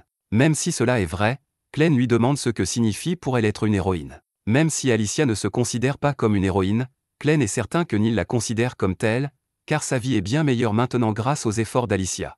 Alicia réalise qu'il a raison, alors elle accepte de rester, et tandis que Clem se transforme, il se précipite dans la forêt et se dirige vers l'armée de Bolat. Pendant ce temps, l'armée de Bolat vient de franchir la deuxième forteresse sur son chemin vers Eden, et Rod commence à s'inquiéter sérieusement, car si elle n'est pas arrêtée rapidement, elle ne tardera pas à atteindre Hydra. Il court immédiatement le long de la falaise avec Michael et lui dit qu'il y a une rivière peu profonde plus loin, donc s'ils veulent arrêter l'armée de Bolat, ou au moins la ralentir, c'est leur meilleure chance. Pendant ce temps, Alicia emmène Neil et Luna dans la ville, et alors qu'ils marchent dans la rue, ils entendent clairement quelqu'un se faire tabasser. Au début, Alicia est un peu inquiète, mais elle se rend compte qu'il s'agit simplement d'un des bandits qui a survécu à ces attaques, et elle n'est donc pas vraiment intéressée à l'aider. Les habitants de cette ville connaissent bien les bandits et tout ce qu'ils ont fait, donc une fois qu'ils reconnaissent cet homme comme l'un des leurs, il est impossible qu'ils le laissent partir. Neil est encore un peu effrayé, car cet homme en particulier l'a tourmenté tout le temps, mais Alicia lui assure qu'il ne la reconnaîtra jamais après tous les changements qu'elle a subis.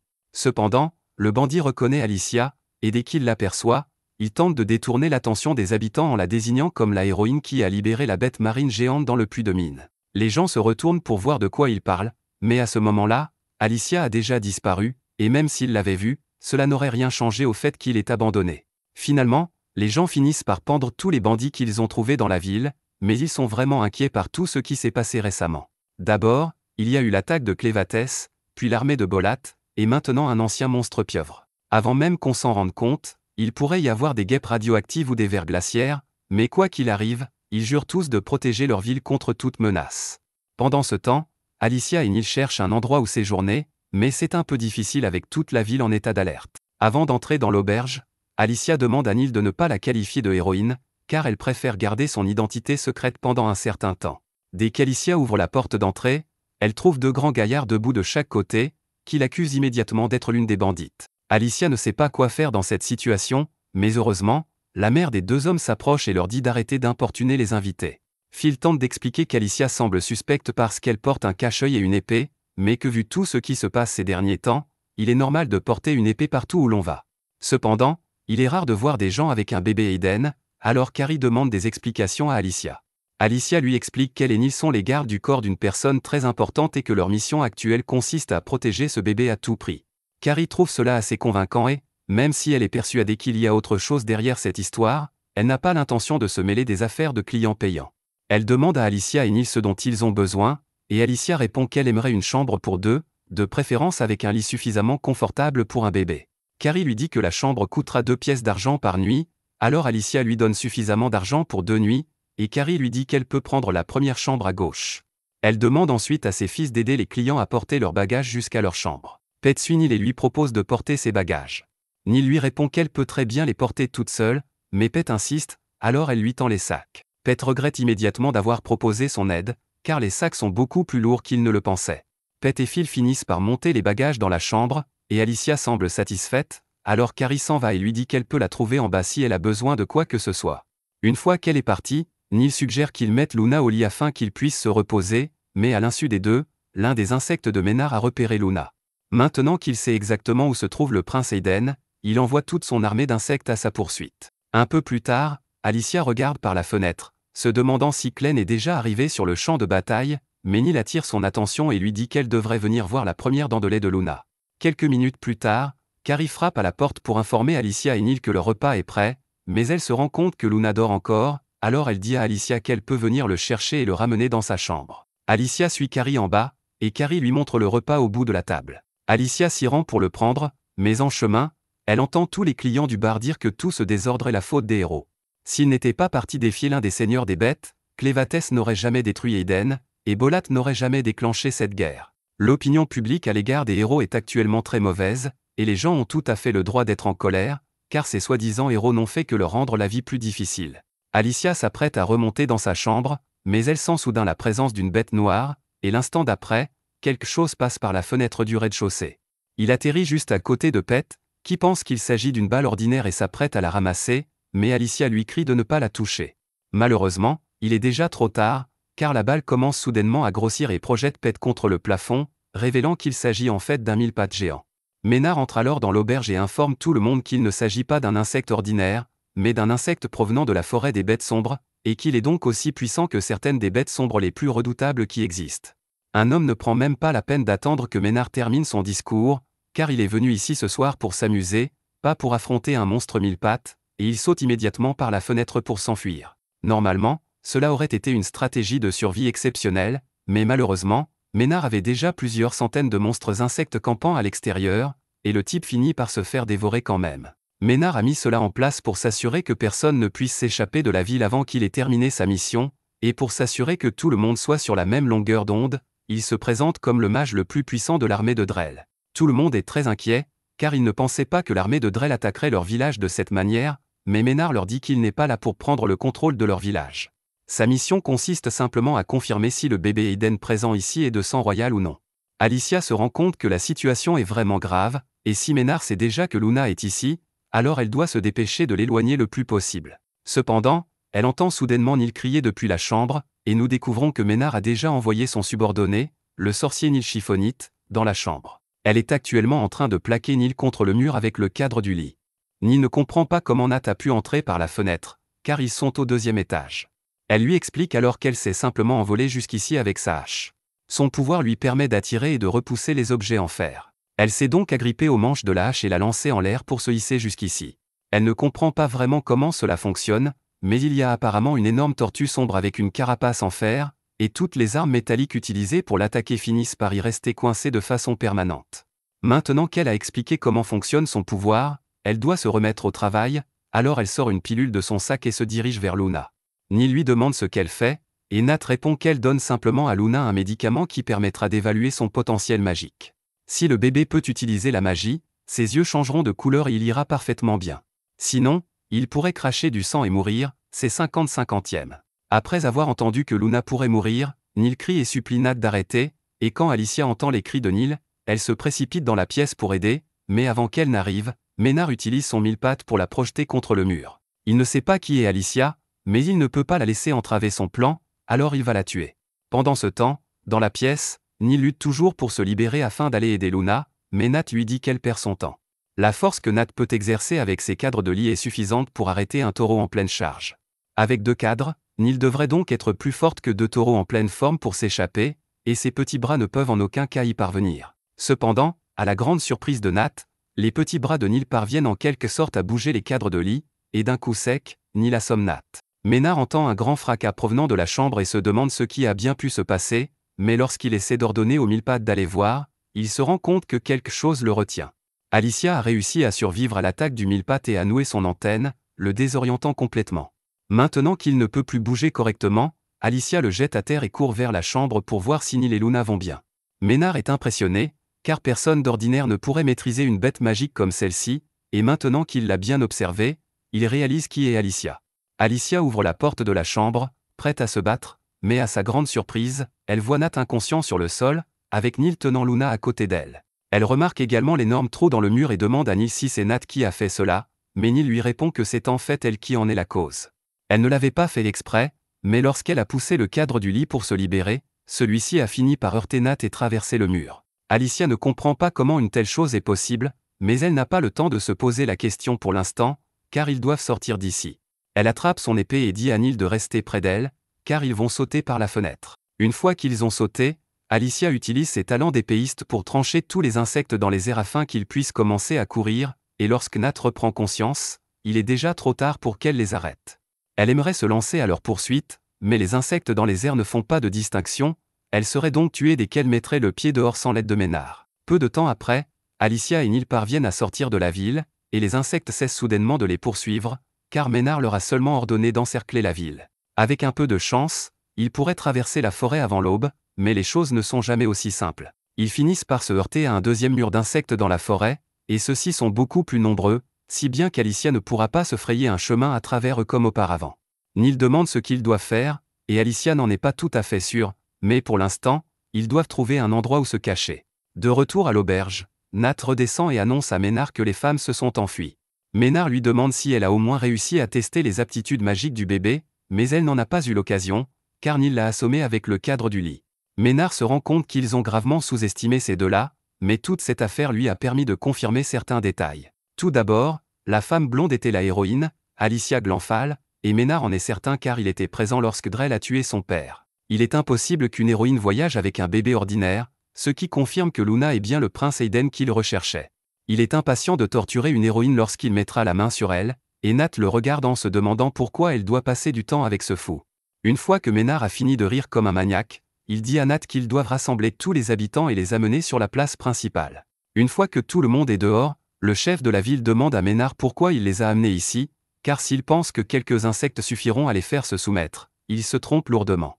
Ménard est étonné de voir à quel point les gens ici sont audacieux, mais il veut clarifier certaines choses dès le départ. Tout d'abord, il dit que lui et l'armée de Bolat ne seraient même pas là si le roi de Eden n'avait pas pris ce pari idiot et attaqué Clévatès.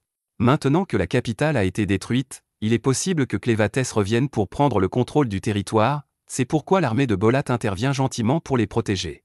Ce n'est qu'un prétexte pour envahir Eden, et sans le roi ni son arme magique, ils ne peuvent pratiquement rien faire pour les en empêcher. De plus, Ménard leur dit qu'ils ont un ennemi plus redoutable à affronter pour le moment, car la femme blonde qu'ils ont rencontrée plus tôt est l'une des 13 héros à l'origine de tout ce désordre. S'ils veulent passer leur frustration sur quelqu'un, ils peuvent commencer par la traquer.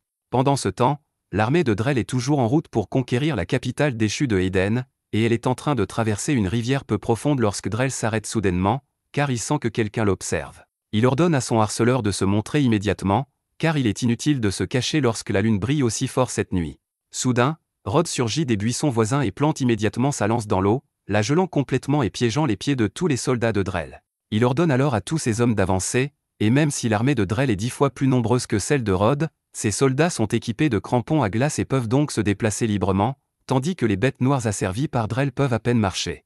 Mickle mène les soldats au combat et dit à tout le monde de viser d'abord les sorciers de Drell afin qu'ils ne puissent pas se libérer. Drell connaît bien les capacités de la lance de givre, mais même à pleine puissance, elle n'aurait pas dû pouvoir geler toute la rivière d'un seul coup. Il suppose que Rod a dû poster des sorciers plus en amont pour refroidir l'eau juste en dessous du point de congélation afin que la lance de givre puisse faire le reste, et il admet qu'il est impressionné par la stratégie bien pensée de Rod. Rod semble avoir véritablement maîtrisé la lance de givre, et s'il bat Drell ici, il peut mettre fin à toute cette guerre, mais Drell lui dit que ce ne sera pas si facile. Rod charge Drell avec sa lance, mais Drell riposte avec un puissant coup de revers, projetant Rod plusieurs mètres en arrière. Rod reste déterminé et utilise sa lance pour lancer une attaque de magie de glace sur Drell, mais Drell réagit à temps pour l'esquiver et saute de son cheval, le laissant figé sur place. Rod et Drell commencent alors à se battre, et une fois de plus, Drell est impressionné par les capacités de Rod, car si un Regalia peut vous conférer des pouvoirs, il faut une réelle force pour exploiter tout son potentiel comme cela. Cependant, il ne pense toujours pas que cela suffira à briser les chaînes du monde. Il libère alors son pouvoir et utilise son épée pour invoquer une griffe de dragon dans les airs. Rod est absolument stupéfait, car les insignes royaux ne sont pas censés pouvoir invoquer des objets physiques, mais cette griffe de dragon était bien réelle, car elle a envoyé Rod voler à travers la rivière. Mickle et le reste des soldats remarquent que Rod est en difficulté, alors ils font tous demi-tour pour aller le soutenir. Pendant ce temps, Drell explique qu'en fusionnant son épée avec la magie, celle-ci est devenue bien plus puissante qu'une épée normale. À ce moment-là, Drell remarque que certains des hommes de Rod se dirigent vers lui, alors il se retourne immédiatement et les anéantit avec sa griffe de dragon, ainsi que tous ses propres hommes. Rod n'arrive pas à croire que Drell puisse tuer ses propres soldats avec autant de cruauté, mais Drell estime que quiconque est assez faible pour mourir d'une telle attaque ne mérite pas de voir le monde au-delà de ses frontières. Rod ne comprend pas de quoi parle Drell, car celui-ci évoque depuis un moment les frontières et les chaînes. Drell lui explique alors que son objectif est de détruire la légende des héros. C'est cette légende qui les a poussés à défier des adversaires invincibles avec des méthodes qui rendent la victoire presque impossible. Les choses sont ainsi depuis des milliers d'années, et personne n'a jamais songé à remettre cela en question, si bien que la tradition est restée inchangée, mais tout cela va prendre fin ici. Drell dit à Rod qu'il ne va pas le tuer car il était un adversaire digne de ce nom, et qu'il devrait savoir maintenant qu'il n'a aucune chance de gagner ce combat. Rod essaie de se relever, mais il n'a plus aucune force dans le corps, il est donc contraint de regarder Drell poursuivre sa conquête. Cependant, un instant plus tard, Clévatès atterrit sur le champ de bataille, et tout le monde le regarde avec terreur en réalisant que le seigneur des bêtes sombres du Sud est là. Clévatès voit que Drell est le responsable ici, alors il lui dit qu'il a une question à lui poser, quelqu'un a kidnappé des enfants humains et des enfants bêtes sombres, et d'après ce qu'il a entendu, cela a quelque chose à voir avec la magie que Drell utilise. Il veut donc savoir si Drell est vraiment derrière tout cela. Drell lui demande si un seigneur des bêtes devrait vraiment venir jusqu'ici juste pour poser une question alors qu'il a probablement des choses plus importantes à faire, mais Clévatès lui répond que c'est simplement l'un de ses devoirs en tant que seigneur. Si quelqu'un profane ses terres ou son peuple, la loi du pays exige qu'il le tue de ses propres griffes en guise de représailles. Drell demande ce qui donne à Clévatès le droit de déterminer la loi du pays, mais Clévatès commence à s'agacer du fait que Drell parle autant, alors il le poignarde dans l'estomac. Il dit à Drell que cela aurait pu être évité s'il avait simplement répondu à cette fichue question, mais malgré le trou dans sa poitrine, Drell ne semble pas du tout déconcerté. Il dit qu'il savait déjà que Clévatès allait venir le tuer, et qu'il savait qu'il n'avait aucune chance de gagner dans un combat frontal, alors il s'était préparé à l'avance. Un troisième œil s'ouvre sur le front de Drell alors qu'il se prépare à utiliser son sort ultime, Dark Écrat Prison. Cela prend Clévatès au dépourvu, car il ne savait pas qu'il était possible pour les humains d'utiliser l'écrat sombre. L'instant d'après, le corps de Drell explose, couvrant Clévatès de son sang. Une fois tout cela terminé, il ne reste plus que l'épée de Drell et une sphère géante de ce qui était autrefois Drell entourant Clévatès. Cependant, si vous pensiez que Drell était mort, vous vous trompez, car avant de se faire exploser, il a transféré sa conscience dans son épée. Il n'a donc plus de corps humain et est désormais un être entièrement composé de la magie de son épée. Il a pris beaucoup de risques en sacrifiant son corps pour cette prison d'écrat noir, et il est convaincu que même quelqu'un d'aussi puissant que Clévatès ne pourra pas s'en échapper facilement. Clévatès semble avoir été rendu inconscient par la prison, il reste donc immobile à l'intérieur, et Drell prévoit de le laisser là jusqu'à ce qu'il finisse par mourir de faim ou de vieillesse. Rod regarde avec étonnement et effroi, car il n'arrive pas à croire que Drell ait vraiment réussi à vaincre Clévatès aussi rapidement alors que les 13 héros avaient échoué. Si Drell est capable d'un tel exploit, alors Aiden n'a aucune chance contre sa puissance. Drell est plus déterminé que jamais à poursuivre sa mission, il ordonne donc à tous ses soldats restants de se préparer à partir. Pendant ce temps, dans la forêt, Alicia et Neil tentent toujours d'échapper à Ménard quand Alicia sent soudain que quelque chose ne va pas. Cependant, elle n'a aucune idée de ce qui a provoqué cette étrange sensation, et elle n'a aucun moyen de contacter Clévatès d'ici, elle dit donc à Neil qu'ils doivent continuer à avancer. Pendant ce temps, un groupe de villageois en colère les traque lentement sur ordre de Ménard. Les gens de la ville crient qu'ils ont vécu ici toute leur vie, donc ils connaissent cette forêt comme le fond de leur poche, et ce ne sera qu'une question de temps avant qu'ils ne trouvent Alicia. Ils ont toujours détesté les héros parce qu'ils n'ont jamais fait de vrai travail à part tuer une bête sombre incontrôlée de temps en temps, mais tout le monde les traitait toujours comme des sauveurs. Tout l'argent des autres impôts était utilisé pour financer le mode de vie des héros, et regardez où ces mêmes héros les ont menés. Ils savent qu'Alicia se cache dans la maison, alors ils lui disent de sortir et de les affronter déjà, et il n'y a aucun moyen pour elle de s'en sortir. Comme ils ne pouvaient pas quitter la ville, Alicia savait qu'ils finiraient par être encerclés, mais elle ne pensait pas que les villageois les trouveraient si tôt. Heureusement, on dirait que Ménard ou ses insectes ne sont pas encore arrivés ici, alors Alicia dit à Neil de rester loin des fenêtres et de se cacher parce que la sécurité de Luna est leur priorité absolue pour le moment. Même s'ils étaient capables de courir, cela ne ferait aucune différence à moins qu'ils ne trouvent un endroit où se cacher. Juste à ce moment, Phil crie qu'il en a assez d'attendre qu'Alicia se montre, donc si elle ne veut pas sortir, alors il va brûler tout le bâtiment avec elle à l'intérieur. Cependant, alors qu'il s'apprête à incendier l'endroit, Pet attrape sa main et lui dit d'arrêter parce que ça va trop loin.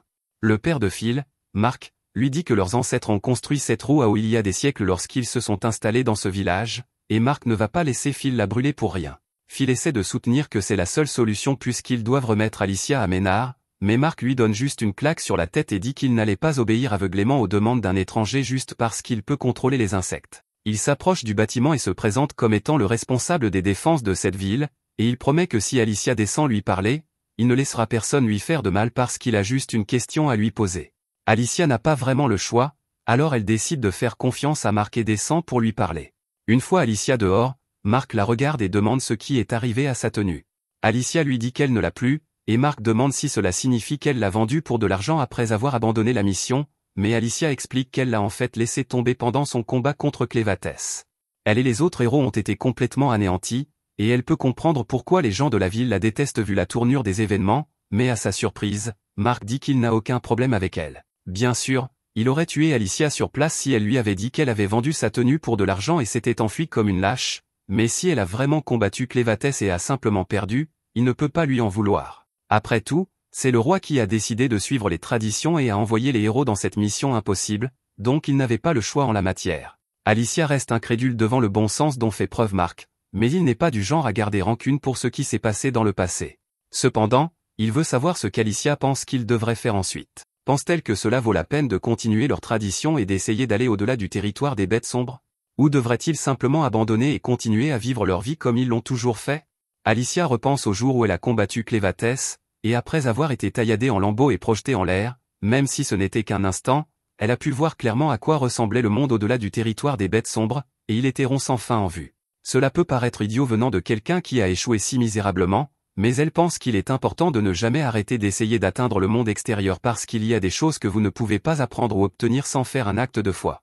Elle a récemment rencontré quelqu'un qui est à la fois arrogant et terrifiant, et même s'il la traite comme une ordure, si elle ne l'avait jamais rencontré, elle n'aurait jamais eu la chance d'élargir sa vision du monde, et sachant que le monde est bien plus vaste que tout ce qu'ils ont jamais vu auparavant, Alicia refuse qu'on lui dise qu'il n'y a aucun sens à se battre pour le voir. Mark a été très impressionné par son discours, alors il dit à Alicia qu'elle est libre de partir. Il est sûr que quelques-uns de ces hommes sont probablement encore en colère contre elle parce qu'elle est un héros, mais il trouvera un moyen de les calmer, mais elle va devoir trouver un moyen de traverser ce mur d'insectes par elle-même. Cependant, alors que Mark s'apprêtait à partir, Ménard apparaît soudainement sur son mille-pattes géant, et il tranche immédiatement Mark across la poitrine pour avoir ruiné son jeu. Il voulait s'amuser à regarder les citoyens lyncher le dernier héros survivant, mais Mark a dû aller lui pardonner à la place. Alicia ne perd pas de temps, tranche immédiatement le mille-pattes en morceaux, mais Ménard a réussi à s'échapper, et il a déjà appelé le reste de ses insectes à attaquer, donc les gens de la ville sont en grave danger. Alicia dit à tout le monde d'entrer rapidement dans la maison pour ne pas finir en nourriture pour insectes, et pendant ce temps, elle se met au travail pour en abattre le plus possible. Ménard dit moqueusement qu'il est impressionné par la ténacité d'Alicia, mais il se demande combien de temps elle pourra tenir seule, d'autant plus qu'un tas des petits insectes sont venimeux, et elle a été si occupée avec les gros qu'elle n'a pas remarqué les petits qui la mordaient. Chaque insecte ici est dangereux, des abeilles dans l'air aux fourmis sur le sol, et même une araignée avec un venin si puissant qu'il peut détruire votre sang. Ce dernier effraie vraiment Alicia puisque la seule chose qui la maintient en vie pour le moment est le Black Icer que Glenn a utilisé pour remplacer son sang, donc si le venin de l'araignée détruit cela, alors elle ne tiendra vraiment pas longtemps. Ménard aimait en fait les héros quand il était petit, mais tout a changé le jour où il a perdu toute sa famille dans un incendie, et depuis, il en veut aux héros de n'avoir rien fait pour aider. Le corps d'Alicia commence à trembler à cause du poison, mais les insectes continuent de la poursuivre, donc elle ne peut pas du tout se reposer, mais alors qu'elle est en train de se battre pour sa vie, elle entend soudain une voix familière. Elle regarde vers le bas et voit la tête de Clévatès sortir de sa poitrine, et il lui dit tranquillement de se dépêcher de finir ce qu'elle fait ici parce qu'il a besoin de son aide pour quelque chose. Pendant ce temps, à l'intérieur de la maison, Neil et les autres habitants de la ville regardent anxieusement le combat, mais ils se rendent bientôt compte que certains insectes parviennent à entrer par les fissures dans le mur, alors ils les font tomber précipitamment au sol et commencent à les écraser.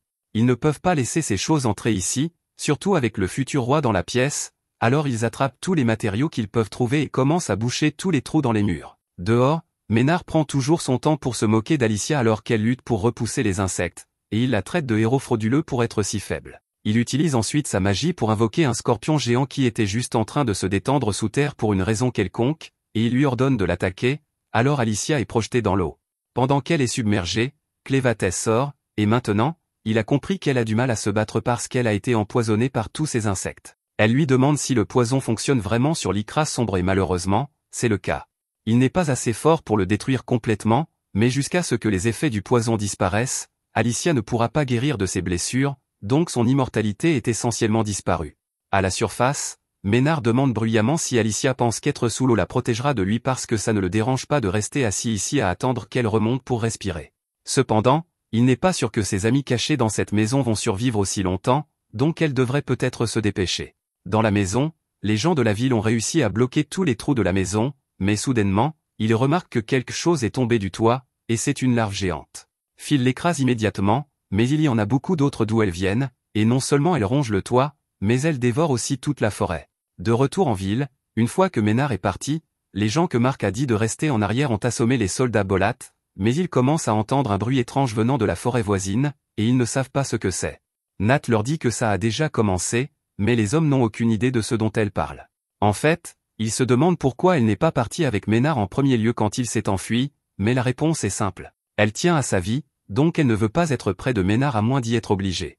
Il est le maître de tous les insectes et un lunatique absolu, donc quand il devient frénétique, rien autour de lui ne survit. De retour dans la forêt, Ménard rit menaçant alors que les larves dévorent la forêt, et il explique que ces larves sont en fait très spéciales parce qu'elles n'éclosent qu'une fois par siècle, et quand elles le font, toute la végétation environnante est complètement éradiquée en quelques minutes, donc quand elles auront fini, il ne restera plus rien de cette forêt.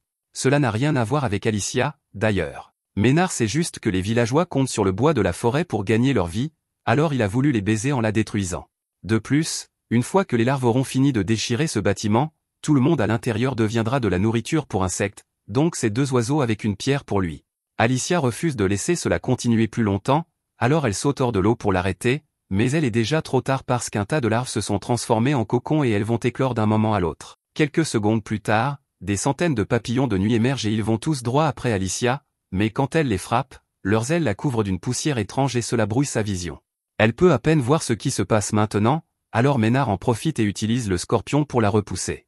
Elle fait de son mieux pour se libérer, mais elle n'a plus de force à ce stade, donc elle est sur le point d'être consumée. Clévatès voit que s'il ne fait rien bientôt, alors Alicia mourra, alors il décide enfin de l'aider un peu, alors il sort Stream Splitté de son ombre. Ménard voit l'épée émerger du tas d'insectes, et il commence à s'inquiéter parce que cela ressemble terriblement à une tenue.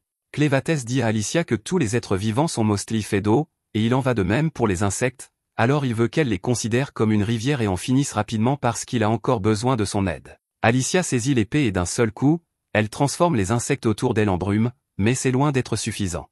Elle prend sa position et avec toute la puissance restante dans son corps, elle exécute une coulée d'eau fluide, portant la force à travers un grand volume d'eau, et dans ce cas, cette eau et les insectes, donc chaque dernier insecte dans la forêt est éradiqué en un instant.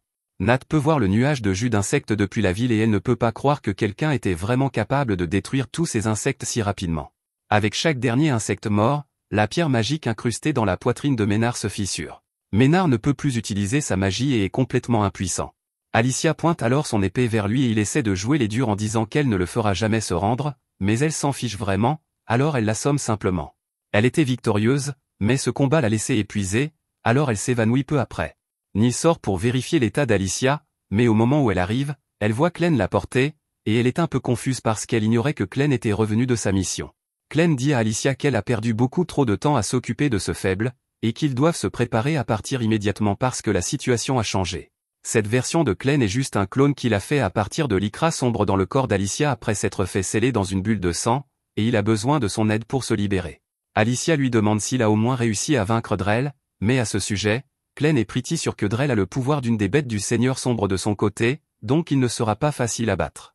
Dans ce qui reste du royaume de Eden, les opérations d'évacuation sont en cours, et environ 80% des survivants ont été relogés dans le bunker souterrain. Cependant, la reine Tala refuse de partir, du moins pas avant d'avoir retrouvé son fils. Un des aînés tente de la convaincre de partir en lui rappelant que, pour le moment, elle est la seule personne restante qui soit apte à régner sur ce royaume.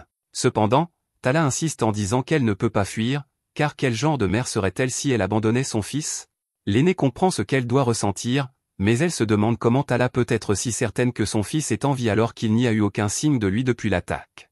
Tala explique qu'elle sait que son fils est en vie parce que la forge de Eden brille toujours de son rouge vif habituel. Dans des circonstances normales, le roi étant mort, la forge deviendrait dormante jusqu'à ce qu'une personne digne de l'utiliser apparaisse, mais le fait qu'elle soit toujours active signifie qu'un membre de la lignée royale est encore en vie, et la seule autre personne ayant le sang du roi est le fils de Tala. Donc, elle dit que leur priorité absolue devrait être de le trouver et d'assurer sa sécurité jusqu'à ce qu'il soit assez âgé pour utiliser la forge. Tant qu'ils pourront faire cela, alors le royaume de Eden perdurera. Le plan d'action est clair, mais Tala est un peu frustrée parce qu'il n'aurait pas eu ce problème si elle avait pu fuir le royaume avec son fils comme prévu. L'aînée demande ce qu'elle veut dire, alors elle explique qu'avant l'attaque de Clévatès, elle a eu une prémonition que cela arriverait.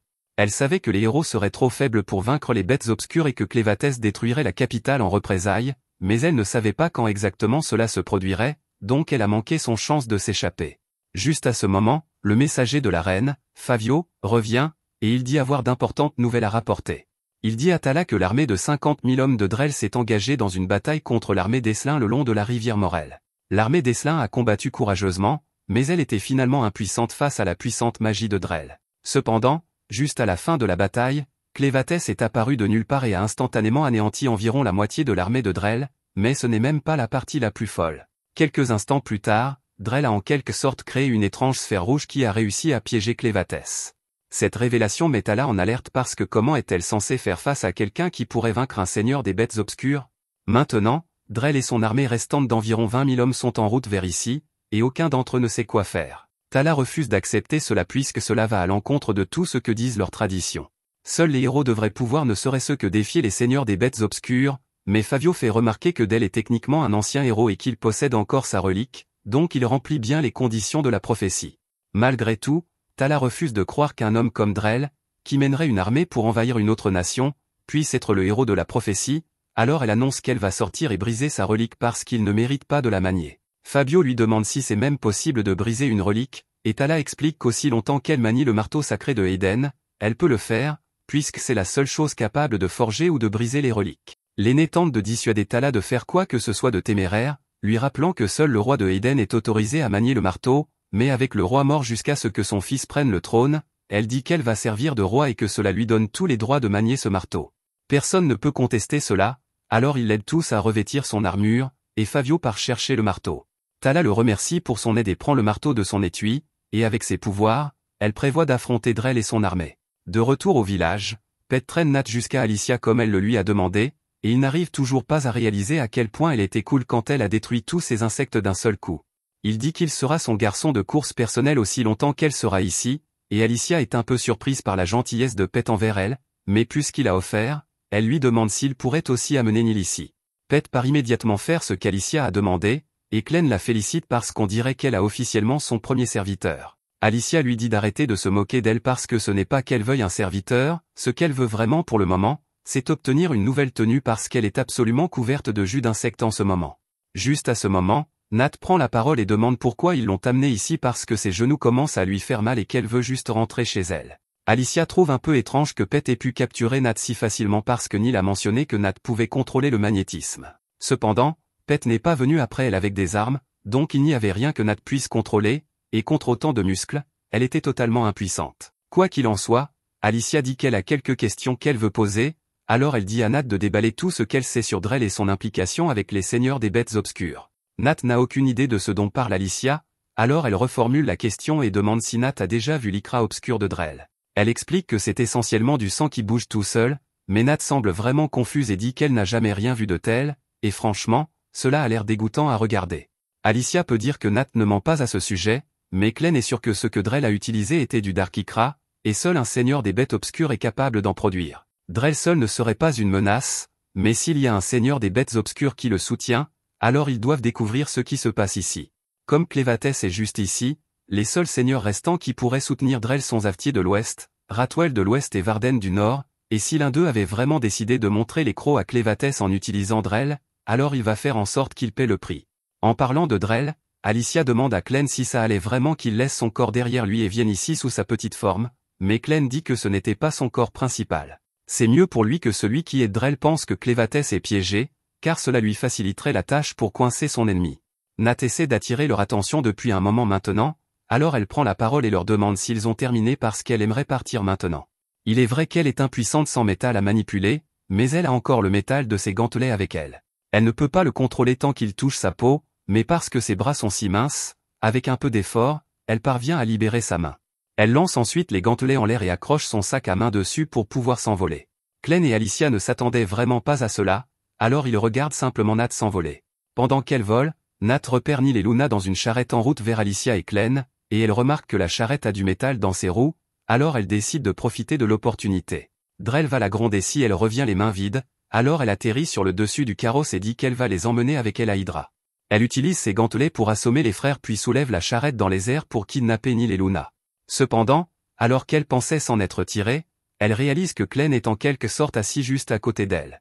Glenn lui dit d'accélérer parce qu'ils n'ont pas beaucoup de temps à perdre. Alicia lui met alors son épée sous la gorge et explique que la raison pour laquelle ce chariot a été préparé était parce qu'il voulait forcer Nat à lui donner un lift jusqu'à Hydra, donc cela arrange très bien leurs affaires. Comme l'épée d'Alicia est faite de pur métal de Eden, Nat ne pourra pas la contrôler, alors elle fait la chose intelligente et se rend, acceptant de conduire paisiblement le groupe à Hydra.